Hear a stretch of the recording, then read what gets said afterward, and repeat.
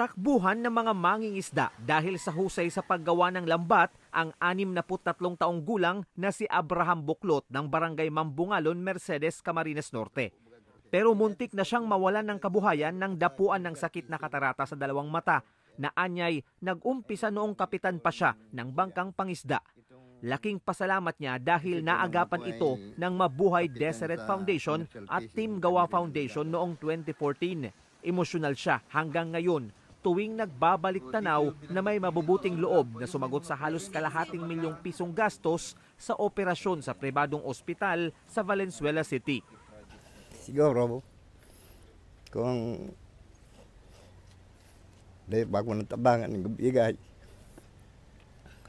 sa kanil Ma'am Saradil, baka dahil ko na pumaintindihan kung baga din ako nakakahiling. Hindi rin maisip ng mga residenteng ito ng Barangay Laniton, San Lorenzo Ruiz ang kanilang sitwasyon ngayon kung hindi natulungan sa pagpapagamot ng dating gobernador. Isa ng staff sa resort si Edwardson Villarta.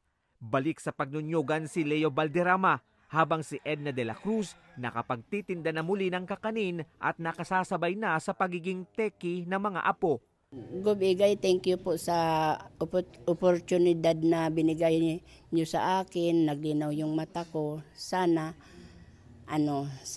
wag kayong magsawang tumulong sa magagaya sa amin. Naglinaw ng resiling ko. Maganda na. Kaya nagpapasalamat ako baga kay Igay kay Gub. Nagtabang man sa muya na maoperahan. Papasalamat po ako kay Kubigay na programa niyang itong pauper sa Japanoy Bexia. Sagot ng Team Gawa ang lahat ng biyahe nila. Pero hindi umano biro ang lungkot na kanilang dinanas sa ilang buwang pananatili sa bahay tuluyan ng Partner Foundation habang nagpapagamot. Kaya mapalad nila ang mga kababayan na libreng maipapagamot ng Team Gawa Foundation dahil may eye center na sila sa Barangay Alawihaw, Daet. Tuloy-tuloy dapat po. At marami pang matulungan na ibang may sakit sa mata.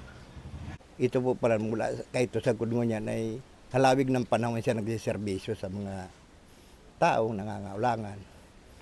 Kaya gulpi pa po siyang matatabangan. Nitong February 26 at 27, isinagawa ang libreng operasyon ng ikalawang batch ng 50 benepisyaryo sa Team Gawa Eye Center of Camarines Norte.